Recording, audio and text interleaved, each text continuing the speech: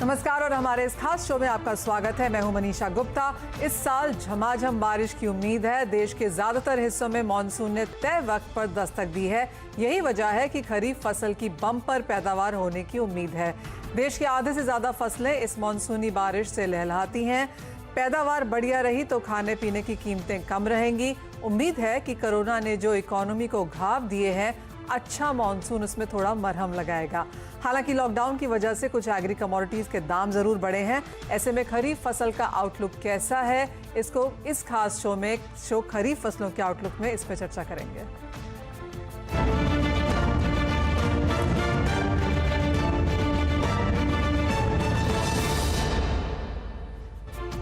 हमारे साथ जुड़े हैं एनएसएआई के इंद्रशेखर सिंह, एग्री इकोनॉमिस्ट देवेंद्र शर्मा और पैराडाइम कमोडिटीज के बीरेन वकील। आप सभी का कार्यक्रम में स्वागत है। बीरेन जी, सबसे पहले आपसे शुरुआत करना चाहेंगे। हमने कमोडिटी प्राइसेस में यहाँ पर एक बढ़त आते हुए देखी है, चाहे वो खाने के तेल हो, दालों में हल्का सा यहाँ पर सपोर्ट है, लेकिन मेजर कंसर्न बाजार की ये है कि होलसेल के प्राइसेस तो यहाँ पर गिरे हैं या फ्लैट रहे हैं पिछले 3 महीने में, लेकिन रिटेल के भाव हमने यहाँ पर काफी बढ़ते हुए देखे हैं। जो मिनिस्ट्री की तरफ से रिपोर्ट आई है पिछले 3 महीने में, जो खाने के प्राइसेस हैं उसमें दालों में सबसे ज्यादा बढ़त देखने को मिली है। काफी हद तक जो retail branded value added products हैं वहां पर हमने बढ़त आते हुए देखी है। आप कैसे देखते हैं इस डिस्पैरिटी को? आपकी बात सही है। इसमें मेजर फैक्टर है वो थोड़ा सप्लाई डिस्ट्रप्शन है, वो बताया जाता है। लेकिन मैं प्राइम ड्राइवर जमाखोरी को मानूंगा, क्योंकि होलसेल लेवल में कहीं भी शॉर्टेज वाली बात नहीं थी और लॉकडाउन भी काफ़ी ईज हो गया था। बट जितना प्राइस नीचे आना चाहिए इतना नहीं आया है, स्टिल वो एलिवेटेड लेवल पे ही है। तो लोगों का अदर एक्सपेंसेस कम हुए, क्योंकि रेस्टोरेंट्स बंद है, सिनेमा बंद है, तो खाने में लोग पैसा खर्च कर रहे हैं, दे रहे हैं। तो जो बेचने वाला है उसको भी कंफर्ट है कि चलो लोग दे रहे हैं तो हम थोड़ा एक्स्ट्रा प्रॉफिट बढ़ा लें। ये मेरा अनुमान है जी। तो हमने होलसेल के भावों में तो यहाँ पर बहुत ज़्यादा इजाफा नहीं देखा और यही हालत है कि किसानों को बहुत ज़्यादा भाव यहाँ पर नहीं मिला, लेकिन रिटेल में जिस तरह से भाव मिले हैं, चाहे वो होर्डिंग की तरफ से हैं या फिर क्योंकि लोग ज़्यादा देने को तैयार थे, अगर उनके डोर स्टेप तक ये वैल्यू एडेड प्रोडक्ट्स आ रहे थे तो उसका क्लियरली हमने एक इम्पैक्ट प्राइसेस में आते हुए देखा है।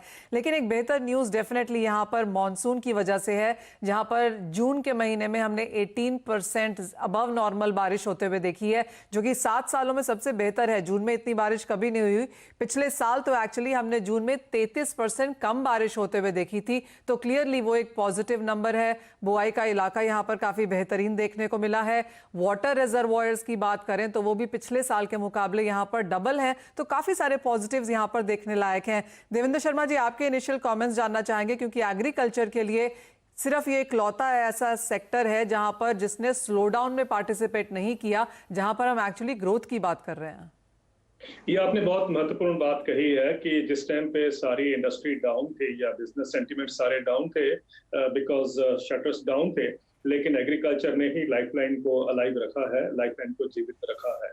और ये अच्छी खबर है हमारे सामने कि मानसून इस बार जरूरत से ज्यादा आया है, बल्कि और जल्दी भी आया है। हम देख रहे हैं कि बहुत सारे इलाकों में 10-12 दिन से पहले मतलब दस्तक दी है मानसून ने, जो कि कई जगह पे अच्छा है, लेकिन कई जगह पे उसके नेगेटिव इम्पैक्ट्स भी है। लेकिन ऑल सेड एंड डन सब मिलाकर देखा जाए तो मानसून की जो एक नॉर्मल जो गति है, वो लग रहा है कि इस साल जो खरीफ का उत्पादन है उसको कम से कम अभी तक जो हालात हैं उससे लग रहा है कि it will be a very normal season this year. ये बड़ी अच्छी खबर है, लेकिन I still like to keep my fingers crossed, क्योंकि मानसून की कुछ भी अगर हम देखते हैं एब्रेशंस अगर होती हैं जुलाई के महीने में जाके सेकंड हाफ में, या फिर वो मानसून आप जानते हैं कि जब हार्वेस्टिंग का टाइम होता है तब अगर ज्यादा वो अपना रूप अख्तियार करता है तो क्रॉप्स को नुकसान होता है। और पहले भी हम ऐसा सिचुएशन देख चुके हैं, जबकि पहले क्रॉप्स नॉर्मल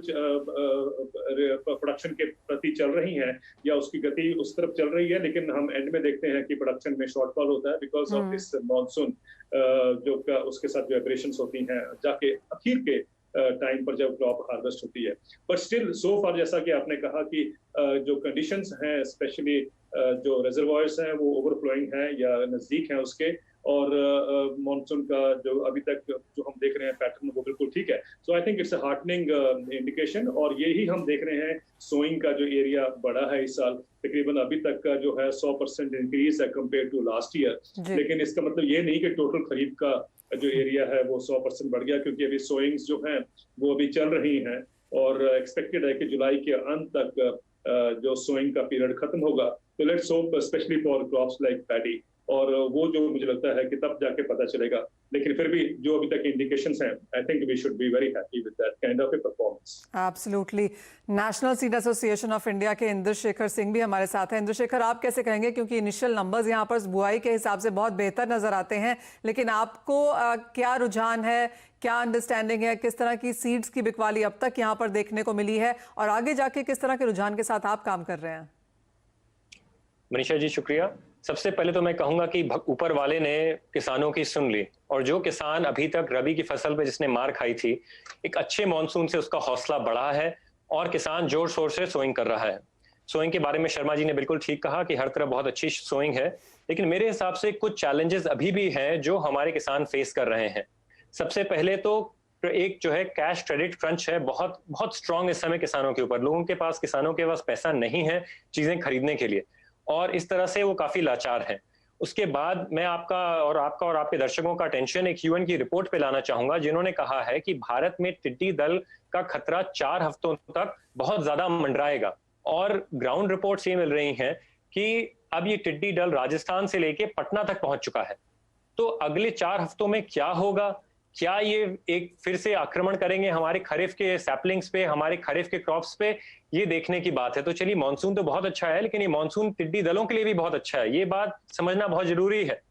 और जहां तक बात है हेवी रेनफॉल की, देखिए रेनफॉल तो अच्छी हो रही है। आपने बताया रिजर्वॉयर्स के नंबर भी, सॉरी, सारे के सारे उनकी चीजें बढ़ गई हैं, स्तर उनके बढ़ गए हैं, लेकिन कुछ एरिया से हमें रिपोर्ट मिल रही है कि बिकॉज ऑफ एक्सेसिव रेनफॉल कुछ किसान अभी समस्या में आ गए हैं, और कुछ इलाकों में ज्यादा पानी के कारण खरीफ की फसल खराब हो सकती है।